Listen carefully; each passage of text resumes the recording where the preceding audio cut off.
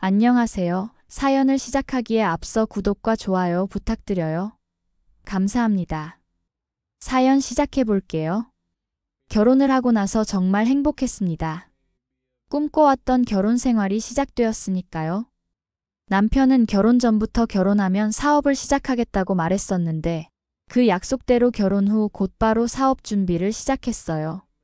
저희 둘이 모아둔 돈에 시댁에서 조금, 그리고 친정에서도 약간의 도움을 받아 사업 자금을 마련했죠.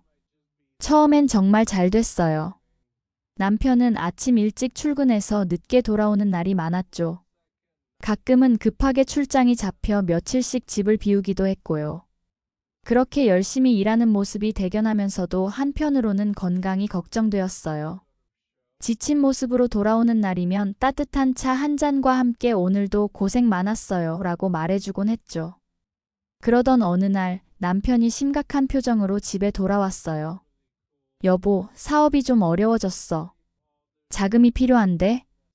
그 말을 들은 순간 가슴이 철렁 내려앉았어요. 이미 저희는 기존에 대출을 받은 상태였고 더 이상 은행에서 돈을 빌릴 수 있는 상황이 아니었거든요. 하지만 남편이 사업이 무너지는 걸 그냥 지켜볼 수는 없었어요. 며칠을 고민한 끝에 결국 친정아버지께 도움을 청했죠. 아빠, 남편 사업이 어려워졌어요. 도움을 줄 수 있을까요? 아버지는 오랜 시간 모아두신 퇴직금을 흔쾌히 내어주셨어요. 저는 죄송하지만 받을 수밖에 없었어요. 그게 아버지의 노후 자금이란 걸 알면서도요. 그 순간 아버지의 따뜻한 마음에 눈물이 났어요. 그리고 남편도 너무 감사해했죠. 아버지의 도움으로 남편은 사업을 다시 일으킬 수 있었어요. 시간이 흐르고 사업은 다시 안정을 찾았어요. 남편은 전보다 더 바빠졌고 매출도 늘었다고 자랑스럽게 말하곤 했죠. 하지만 뭔가 달라진 점이 있었어요. 남편이 갑자기 꾸미기 시작한 거예요. 전에는 제가 골라주는 옷만 입던 사람이 이제는 직접 백화점에 가서 옷을 사오기도 하고 가끔은 향수도 뿌리기 시작했어요. 여보, 갑자기 왜 이렇게 꾸미고 다녀? 전에는 관심도 없었잖아. 남편은 짜증스러운 표정으로 대답했어요. 사업하면서 만나는 사람이 한둘인 줄 알아? 너가 뭘 알겠어. 그 말투에 상처를 받았지만 바쁜 사업 때문에 예민해진 거라고 생각하며 넘어갔어요. 하지만 남편의 변화는 계속되었어요. 밤늦게 귀가하는 날이 더 많아졌고 주말에도 출근한다는 핑계로 집을 비웠죠. 예전처럼 함께 시간을 보내는 날이 거의 없어졌어요. 점점 이상한 느낌이 들기 시작했죠. 여자의 직감이라고 할까요? 무언가 잘못되고 있다는 생각이 들었어요. 어느 날 저녁 남편에게 식사 준비가 되었다고 불렀더니 짜증을 내며 시끄러워, 바쁘다고 하고 소리를 질렀어요. 예전 같으면 상상도 할 수 없던 반응이었죠. 또 다른 날은 제가 차려놓은 음식을 보고 이게 뭐야? 이런 것만 해놓고 뭐 했어? 라고 핀잔을 주기도 했어요. 점점 저를 무시하는 태도가 심해져 갔죠. 웃으며 달래봐도 그런 거 좀 그만해. 귀찮아. 라며 저를 밀쳐내기도 했고요. 그래서 용기를 내어 남편의 차 블랙박스를 확인했어요. 그리고 충격적인 진실을 알게 되었죠. 블랙박스에는 남편과 낯선 여자의 대화가 담겨 있었어요. 과묵하고 무뚝뚝했던 남편의 모습은 온데간데 없고 달콤한 목소리로 여자에게 속삭이는 모습이 녹화되어 있었어요. 오늘 검진 어땠어? 아기 잘 크고 있대? 그 순간 머리가 하얘졌어요. 남편이 바람을 피웠다는 것도 충격이었지만 그 여자가 임신까지 했다니. 그것도 남편의 아이를요. 모든 것이 무너지는 느낌이었어요. 그날 밤 남편이 돌아오자마자 물었어요. 당신 바람 피운 거 알고 있어. 그 여자가 너 아이를 임신한 거야? 남편의 얼굴색이 변했어요. 하지만 예상과 달리 변명하거나 부인하지 않았어요. 오히려 담담하게, 아니 냉정하게 말했죠. 이제 살만해졌는데 너랑 살겠어? 이혼하자.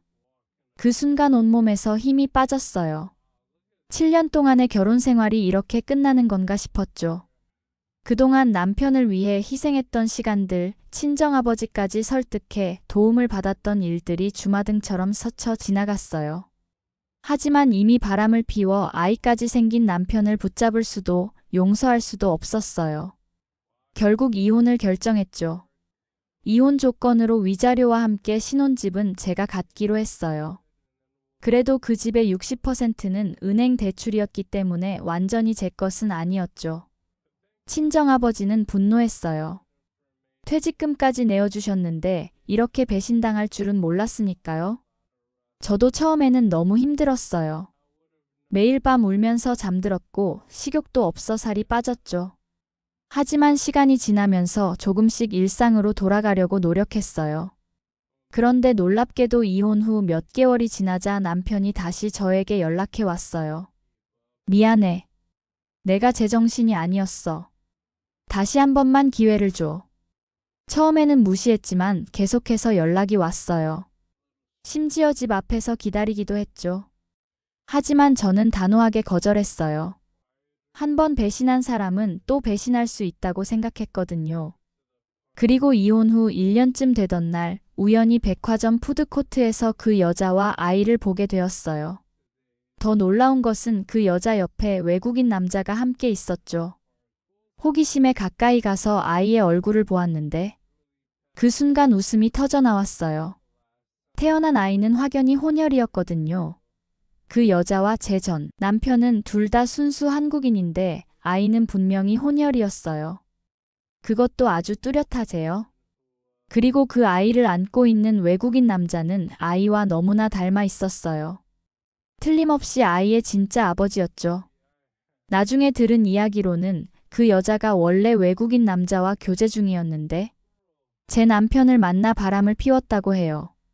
그러다 우연히 임신을 하게 되었는데 아이의 아버지가 누구인지 확실하지 않으니 제 남편에게 거짓말을 했던 거예요. 전 남편은 그 사실을 믿고 저와 이혼까지 했죠.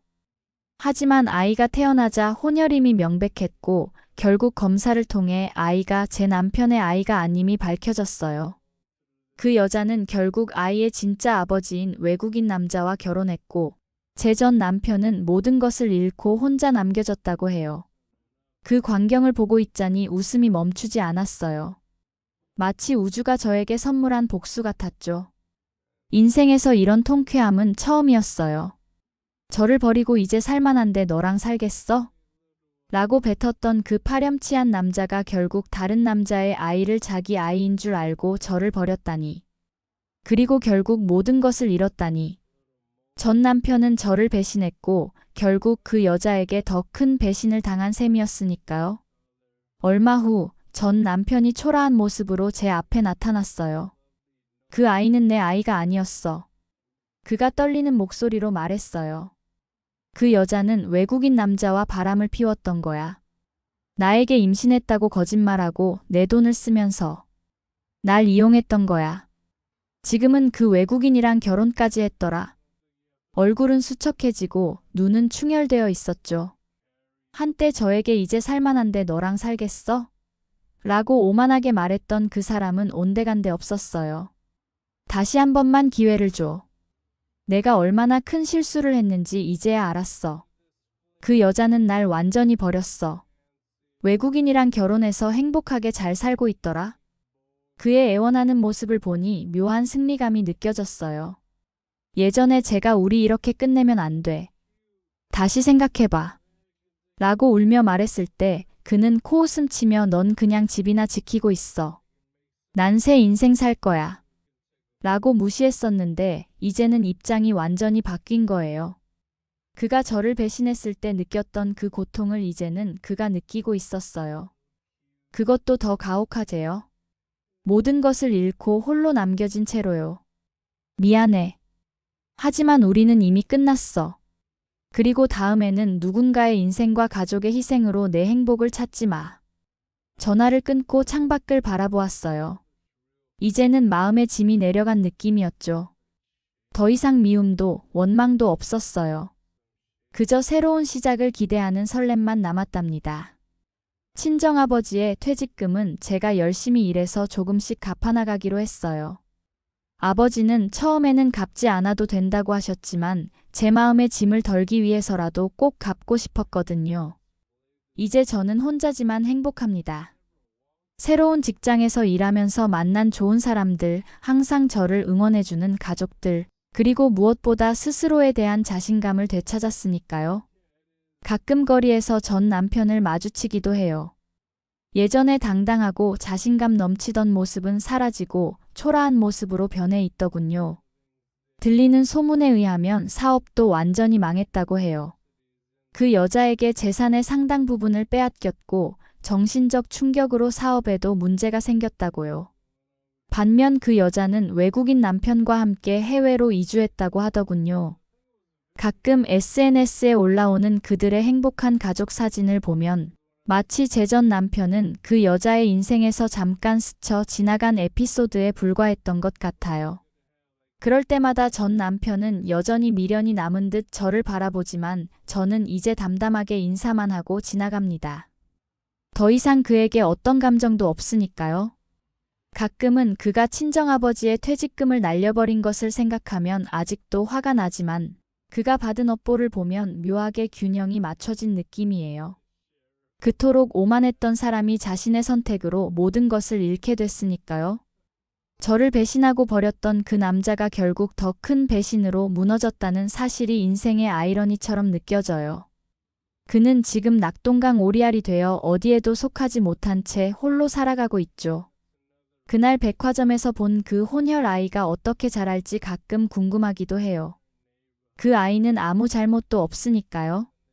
다만 전 남편과 그 여자가 서로 속이고 속았던 그 상황, 그리고 그들의 파렴치한 선택이 어떤 결과를 낳았는지를 생각하면 아직도 가끔 통쾌한 웃음이 나오게 만들어요. 정말 자업자득이라는 말이 딱 맞는 상황이었으니까요. 인생은 참 예측할 수 없는 것 같아요. 배신당했다고 생각했던 순간이 오히려 저를 더 강하게 만들었고 새로운 인생을 시작할 수 있는 계기가 되었으니까요. 요즘은 취미로 시작한 수영에 푹 빠져 있어요. 물속에서 느끼는 자유로움이 마음의 평화를 가져다 주거든요. 그리고 수영장에서 만난 좋은 친구들과 함께하는 시간도 소중하게 생각해요. 친정아버지는 이제 제 옆에서 편안한 노후를 보내고 계세요. 어제는 오랜만에 친구들과 모임을 가졌어요.